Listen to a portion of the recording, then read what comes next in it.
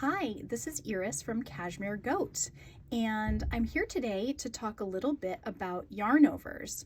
A yarn over, at its most simple definition, is simply a way to make a new stitch by creating a yarn over.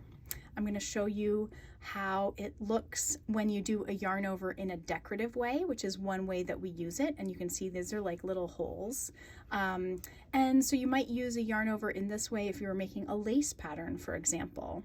And so because a yarn over is essentially a way to increase your stitches, when you're doing lace, the pattern would read something like yarn over, or Y-O, yo, knit two together. So you do a yarn over and then knit two stitches together, and that's so that you end up with the correct amount of stitches. You can see with my swatch, I'm still at a square shape. I haven't increased any.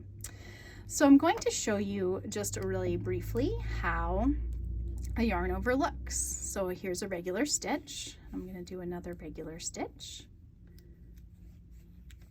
And then a yarn over is simply bringing the yarn forward and over the needle and continuing to knit.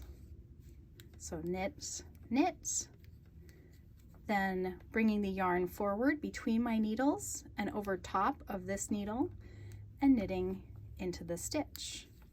And you can look at your knitting then and see that we have some places where now there's a little wrap, and you can notice that that begins to look like a hole, right? So that's where my yarn over stitch is.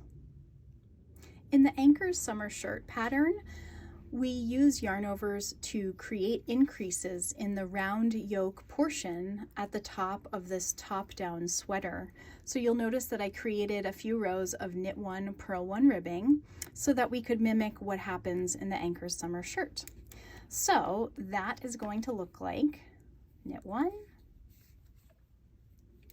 yarn over, knit one, yarn over, knit one, yarn over, knit one, yarn over, knit one, and you can see how this looks. You can notice that the yarn overs just look like a little bit of a wrapped stitch. It's not a fully formed stitch yet.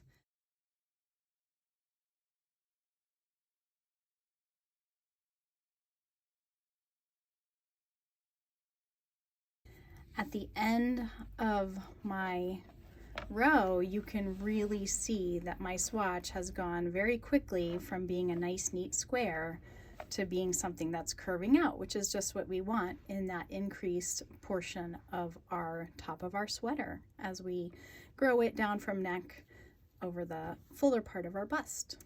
Okay, so because at this point I want to mimic what I would be doing in the round for you, and how I treat the yarn overs as I come to them in the Anker's pattern, I am going to demonstrate the swatching in the round technique that Kristen showed us in the last video.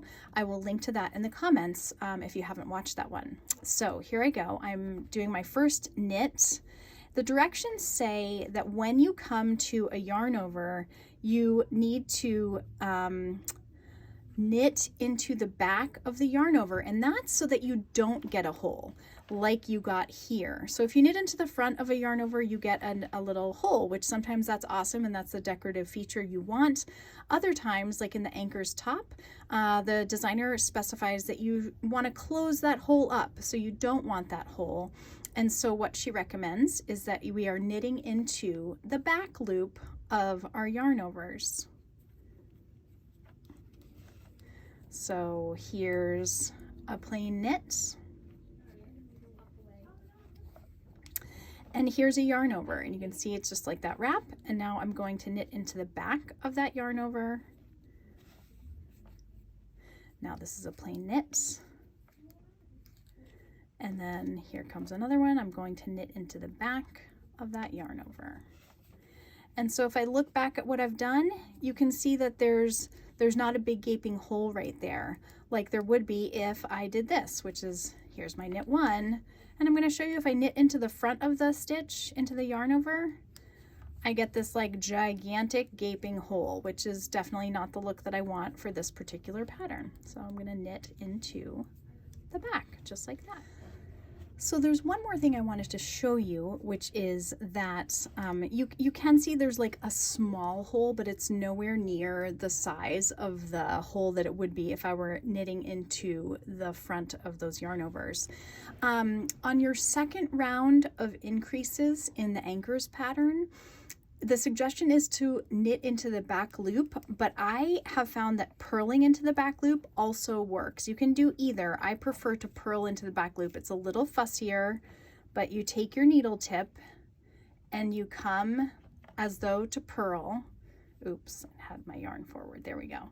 Take my needle tip. I put my needle tip in as if to purl, and then wrap my yarn and go through like a purl. So that's just to keep it more in the pattern that you will have established at that particular increase. So for the first increase round, you truly are just knitting into the back of those yarn overs, but in the second round of increases, and possibly more, I just haven't gotten that far in the pattern, if it looks like the pattern wants to stay in pattern, if you need to do a purl, I prefer to add a purl into the back loop of those yarn overs.